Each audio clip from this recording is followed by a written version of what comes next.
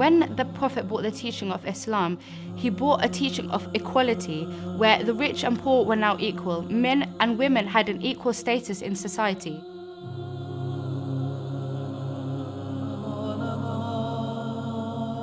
He was telling the world two things. One was how to treat daughters with respect and how to respect women in general. And also the fact that in times to come, he will be indebted to Fatima and her progeny for the propagation and survival of his divine message. The message of love, of equality, of justice, of peace, not a message of what Islam has now is interpreted to be. At a very young age, she accomplished so much. In 18 years of life, we find that she leaves a legacy like none other. She is one woman who is the axis between both imamat and nabuwat. To have someone like Fatima Zahra is a treasure. It's really something that, instead of having it only in books and words, and you should be like this, and you should aspire to be so, when you actually see a person becoming like that, it really encourages you and tells you that this is possible. It's possible to be generous like Fatima. It's possible to be wise like Fatima. It's possible to be firm in faith like Fatima.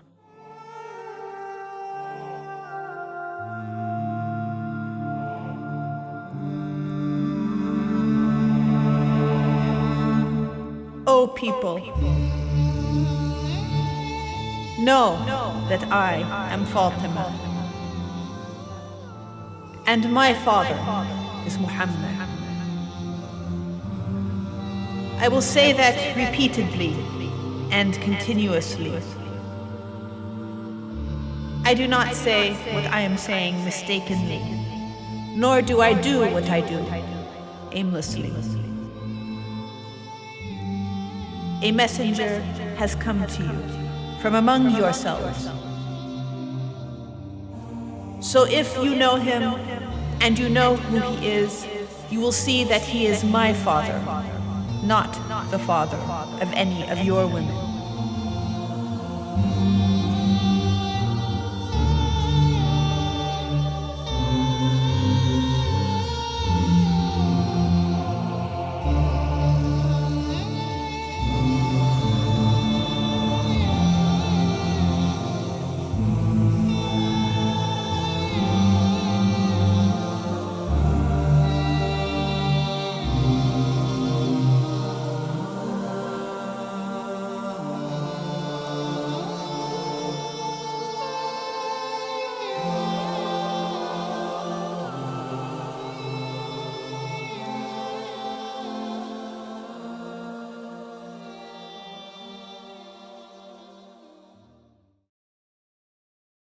The Holy Prophet, peace and blessings be upon him, focused very much on informing the Muslims and the non-Muslims alike that Fatima and her husband and her children are the Ahlul Bayt.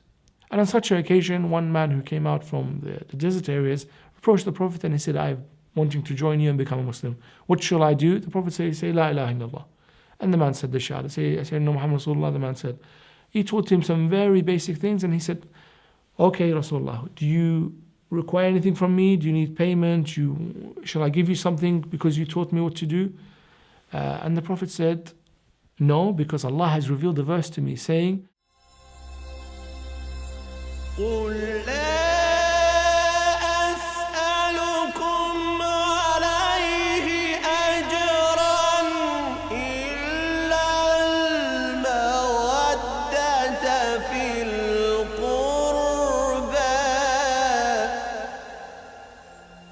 I do not ask from you any reward except that you love and care for my relatives. Now we are defining who the relatives are. And so the man said, which relatives? Your relatives, Ya Rasulullah, or my relatives? He said, no, my relatives. We, the family of the Prophet. And he said, who are they? And he pointed it to the house of Fatima and said, the people in there. And they were Ali and Fatima and Hassan and Hussein. And so this was also a marker, something quite clear and definite to say that we are describing the family of the Prophet. These are the individuals. When the Christians of Najran came to Rasulullah in Medina, they disputed with him over Prophet Isa not being a prophet, rather being the son of Allah. Rasulullah responds and he says the similitude of Isa is that of Adam, that Allah said be and it be. Rasulullah said the best way is to await, I will await divine command and let you know how to resolve this issue. God commanded Rasulullah to ask the Christians of Najran to enter into a mutual imprecation. That means cursing upon the one who is a liar.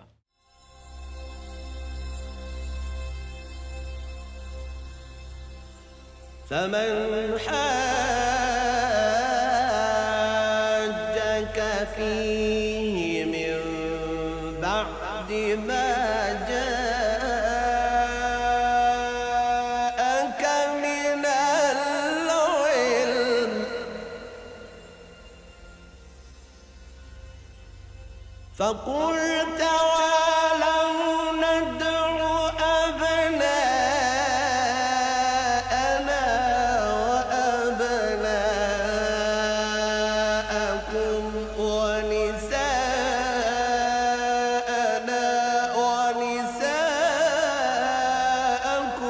وأنفسنا وأنفسكم ثم نبتهل فنجعل لعنة الله على الكاذبين.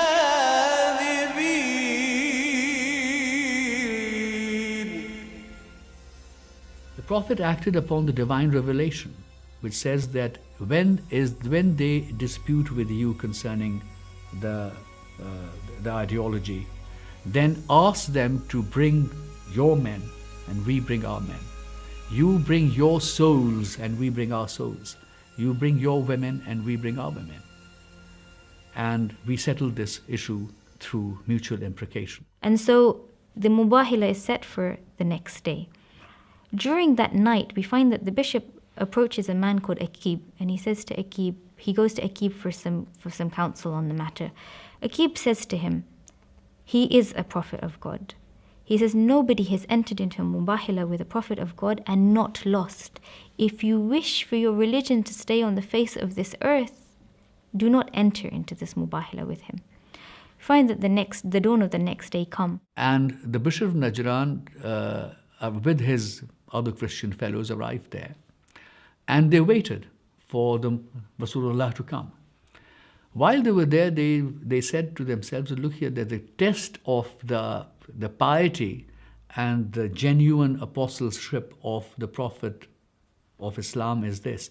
If he comes with a huge army to meet us, then we know he's a false prophet. But if he comes to us with his very near ones, whose life he's prepared to risk, then he has to be a true prophet. And in this gathering, we see that the Prophet took with him Al-Hasan al-Hussein, so he excluded everybody else that could be referred to as the sons or the children of the Prophet. He brought only these two. And Nisa'ana, he only brought Fatima al-Zahra. He could have brought his wives, he could have brought his aunt Safiya, he could have brought lots of other relations from his family, and he brought only Fatima. Some people claim that there were other daughters alive at the time. He could have brought the other daughters with him. He brought only Fatima. And Anfusana, he brought himself and Ali ibn Abi Talib to represent himself. And we see that this limits the description of who is the same as the Prophet, Ali ibn Abi Talib. Who is the only woman capable of representing the Prophet, Fatima al-Zahra. Who is the only person capable of being the son of the Prophet, Al-Hasan al-Hussein. When the Christian priests see this gathering of the Prophet with his family, the Prophet starts to prostrate. And one priest says to another, surely I see light coming from these faces, that if they were to prostrate, if they are to ask the gods for anything, that we will be destroyed. Stop him from prostrating. Stop him from asking Allah which one of us is right. By Allah, if these people ask for the dislodging of a mountain to happen, it will happen. We should not enter into this mubahila at all. Otherwise, a Christian will not remain on the face of this earth. And so we find that the bishop goes towards Rasulullah and says, we do not wish to partake in this mubahila. So the priest goes to Muhammad and says, surely we believe that you are the Prophet of Islam and we do not want you to ask Allah that to show which one is right and which one is wrong, because it is said in our books that when we see faces like this, that we should not go against them, and surely they are the rightly guided and they are the purified. And so Rasulullah invites them to the religion of Islam. He invites them to the religion of Islam and he says, no, we will follow our religion, you can follow yours. And so they enter into a peace treaty with one another. What they offered was, they said, we will enter into an agreement with you that we will offer, because Najran had a steel industry, so we will offer to prepare breastplates for your soldiers. In return, you will ensure our security and that we are secure and not attacked by any enemy. And therefore an agreement was entered into where the Christians of Najran came under the protection of the Prophet, and they remained so as long as he was alive. The Prophet was preparing for the final stages of his life gradually, without wanting to panic people and without wanting to make people afraid of the future. He set in motion a series of plans to try to ensure a smooth succession. One of these began with Hajjat al-Wada, which was the farewell or the final Hajj. In the 10th year of Hijrah, the Prophet went on the final farewell Hajj. And this was a time where he could spend time with the Muslims before he departed this world. And thousands upon thousands of Muslims went for Hajj that year. Rasulullah says to Sayyidah Fatima al-Zahra that he was aware that his demise was close because every year Jibreel narrated the whole Quran to Rasulullah once. However, this year he had narrated it twice, consequently making him believe that his demise was coming close, and therefore on this Hajj he answered everybody's questions as much as he could so that they were able to perform the Hajj after his demise. Again, he mentioned more than one occasion that your faith should not be only while I am alive. Your faith should be something that you think about when you're on your own, when later on there is no Nabi amongst you. Do not be like the people of Bani Israel, who as soon as their Prophet turned away from them, even though he was still alive and there, he went to meet his Lord, for example, like Musa alayhi salam. He went away for a few days, you turn back on your faith. Do not be like that. And that he advised them how to live, and he enforced the message of brotherhood and peace amongst people.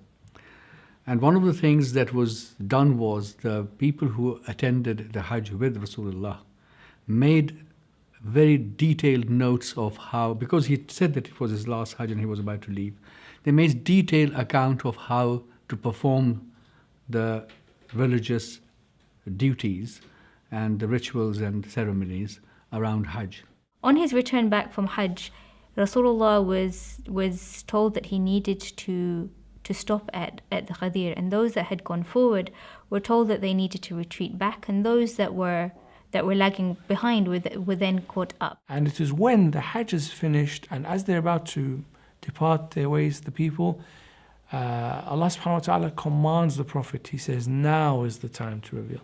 We know that you are afraid of the people's reaction. The Prophet was a brave man. He wasn't afraid that people would attack him in any way. He was afraid of people's reactions. So the question is, what is it that prompted such a thing? That divine command should be accompanied with this particular clause that Allah is going to protect the Prophet. God is going to protect the Prophet. Some people may doubt, some people might be jealous, some people might be envious, some people might question. So Allah said, we will protect you from the people's reaction. We will protect you from the enmity. Everybody who hears what you're going to say on that day will be a believer in it.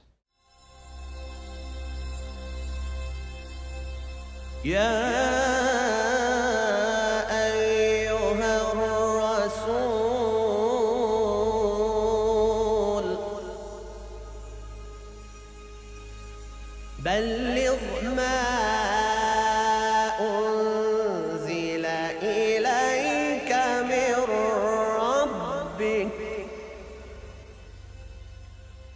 وإن لم تفعل فما بلغت رسالته والله يعصمك من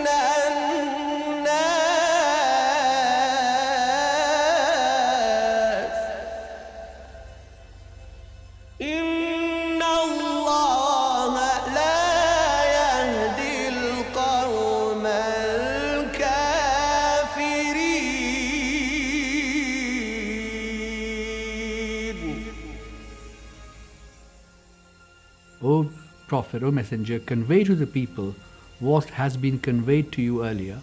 For if you do not convey that, you have not conveyed anything relating to the apostleship. That means if that particular message was not conveyed, no act of Rasulullah that he had did was really meaningful in the eyes of Allah. And so the people were stopped from leaving. They were told, come back, the Prophet wants to speak with you, come back, come back. And lots of people came back around this place called Ghadir home, and the Prophet was made a minbar. And what he did is he asked one companion to narrate what he was saying loudly so that all the people that were gathered there could hear what he was saying. Whoever hears what I say, you pass it on to the others. So whoever was present informs the absent. I want no excuses in a way. Everybody should know what happens here. And the Prophet said to the people, who has a greater right over you? And they said that Allah and His Messenger know better than us. And the Prophet said that Allah is my guardian, and I am the guardian of you, over you. And he takes the hand of Ali, and it says in narration that he lifted the hand of Ali so high that both the whiteness of their arm shows. And he says that, and whoever I am the guardian, and now Ali is also the guardian of these people. And so whoever was there heard the Prophet's words. And in addition to this, we have the hadith that is often repeated today called Hadith al-Thaqalain, which means the hadith of the two weighty or the two important things. And the Prophet says basically that I'm about to die and leave behind two weighty or important things. And these two weighty things are what will guide you after my death.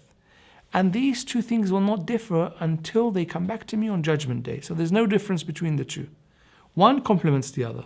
إني تارك فيكم الثقلين كتاب الله وعترتي أهل بيتي ما إن تمسكتم بهما لن تضلوا من بعدي أبدا. I'm leaving behind the two weighty things, the Book of Allah and my family, the Ahl Bayt.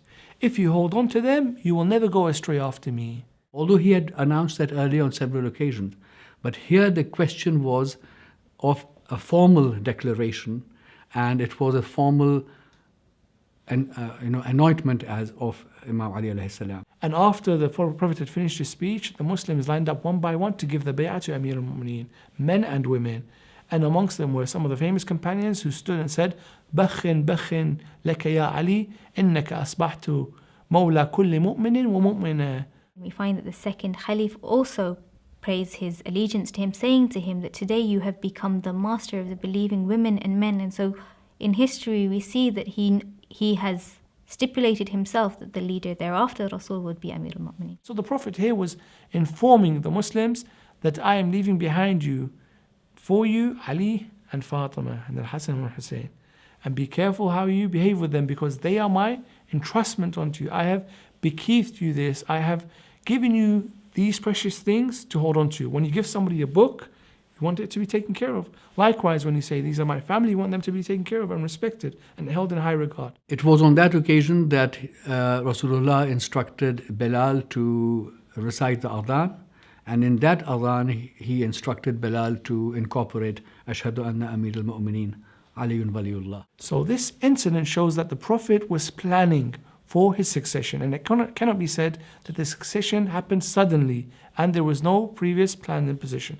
And so you can imagine that the household of Ali ibn Abi Talib was preparing to be the masters of the nation, preparing for the leadership, preparing to take on the difficult task of managing the affairs of the Muslims. A few months later, the Prophet began to complain of his illness, and he said that the poison that he was given at Khaybar was something which his body was never able to fight off, and he began to complain of headache. At this time, the companions were very upset, very sad. The women, the wives of the Prophet, and the women from his family were mourning and crying. And the Prophet began to get weaker by the day, so much so that he struggled to come out of his house for any distance. He struggled to attend the prayers in the masjid on a daily basis, and he began to feel weaker and weaker, feverish. And so he wanted again to complete the settings for the succession. So one of the things that he did was to command an army of the Muslims to leave Medina on an expedition to face the enemies. One of the most important situations before the Prophet passes away is he asks his companion Osama to take an army to fight the Romans. Osama, traditions tell us that he was no greater than 20 years old, and we find that the companions had a problem with Osama's leadership of this army because of his age. However, Rasulullah was making the point that merit is not given on age, rather it is given on ability. Some of the companions said the Prophet has made a mistake. How can he have a young man lead over us, the senior people who have been in battle since when this boy was not even born yet? And so they did not accept his decision lightly. And the Prophet repeated many times that those who do not join the army of Osama are cursed, and I forbid anybody from remaining in Medina. Rasulullah makes Osama the commander of this army. He ties the flag of commandership to him, and they make their way to a place called Jorf. And it is here that Osama is engaged in setting out the preliminaries of war. However, we find that this army is delayed by 16 days because there are certain companions from amongst the Sahaba of the Prophet that are delaying their entry into this army. And they're using the excuse of Osama's age as a result. At this point, he asked all the notable companions to go with Osama.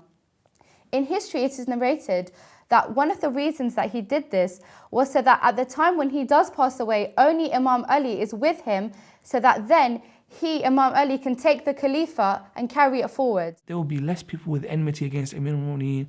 There is less likely to be someone to challenge Amir al-Mu'mineen, even after what was said in Ghadir, even after the commands of the Prophet. There would be less likely an opposition to Amir al-Mu'mineen. And so the Prophet wanted to ensure a smooth succession. And he repeated the saying of join the army of Osama many, many times until he felt that the Muslims were seriously considering disobeying him, some of them. This is what I have commanded you to do, and you are now not listening to me. It is important to note here that those companions that did not go with Osama were betraying the Prophet's command. And so a discussion broke out in the house of the Prophet where people were ignoring his commands. He asked them to leave and they would not, and some people sat around waiting to see how the Prophet's health would develop.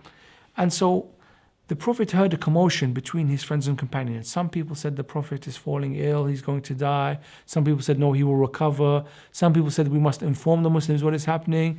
And a discussion, heated discussion, something about the role of Osama as well.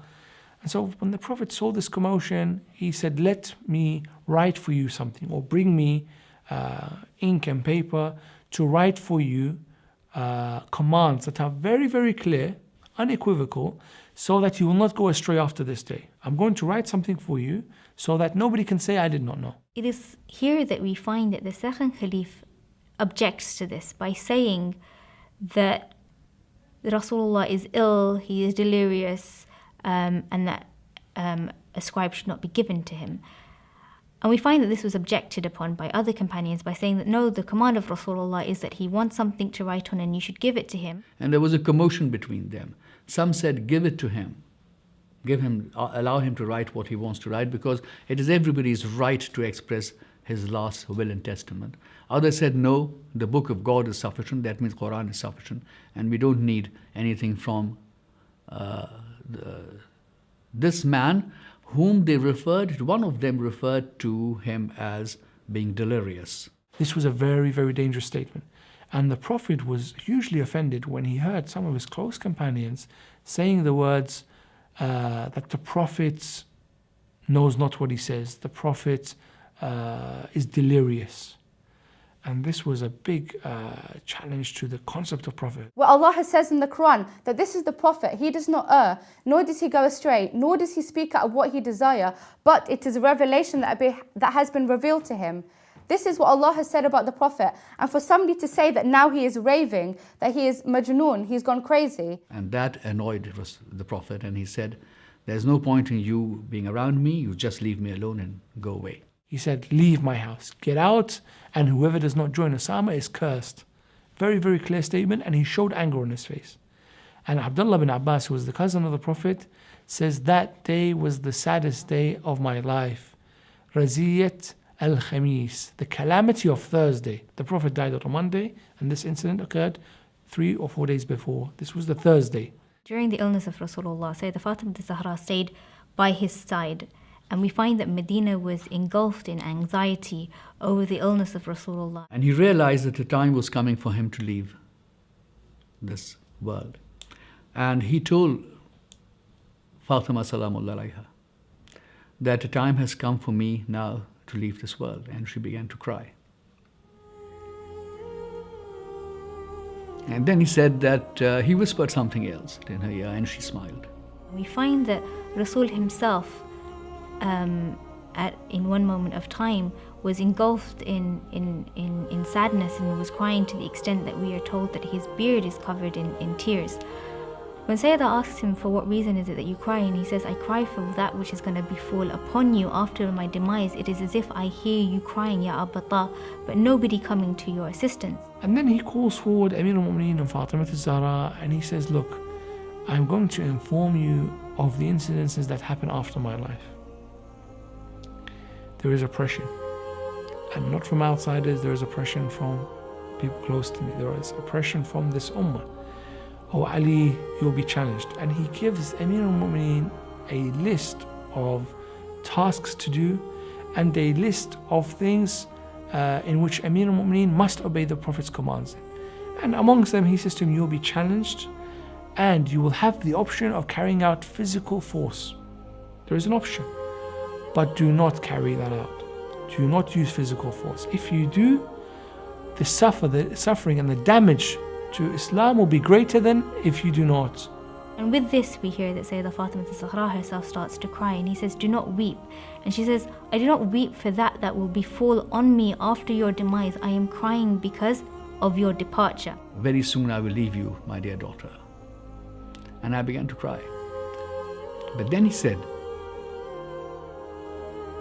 that you will join me very soon. Very soon you will join me in paradise. And that made me happy. This was a very difficult time for Fatima al-Zahra.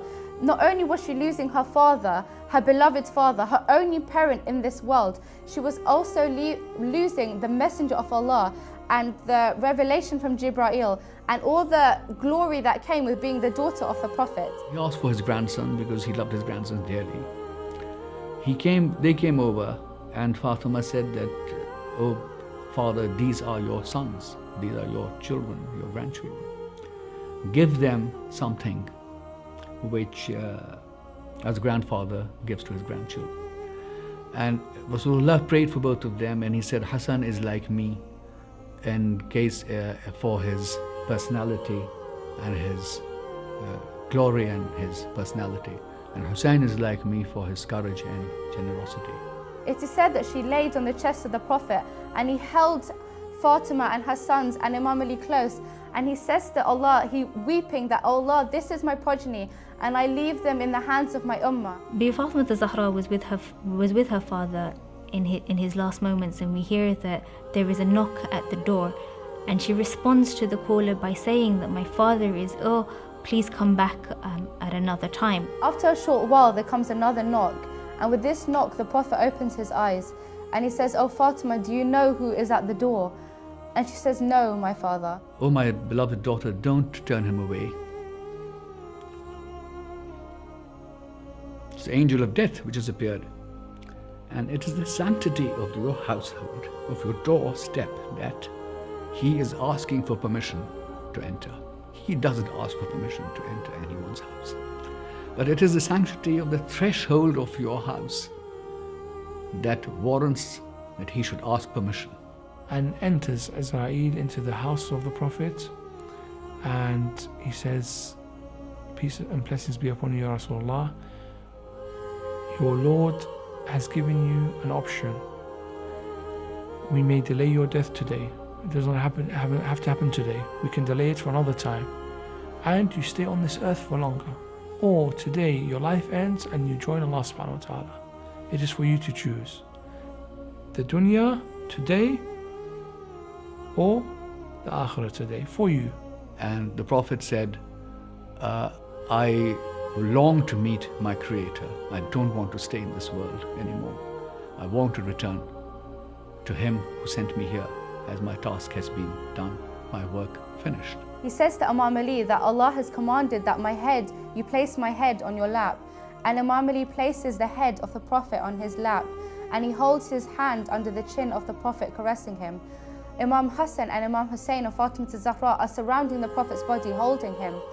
The Prophet said to Ali that when my soul is taken away from me, rub my soul in your face to embrace it. When his soul is being taken from him, Rasulullah's lips starts to vibrate, and so Amir al-Mu'mineen takes his ear closer so that he can hear what it is that Rasulullah wants to say to him.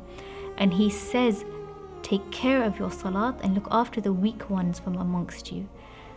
And before he passes away, we hear that he says, Ummati, Ummati, Ummati, my nation, my nation, my nation. And with that, we hear that Rasulullah passes away.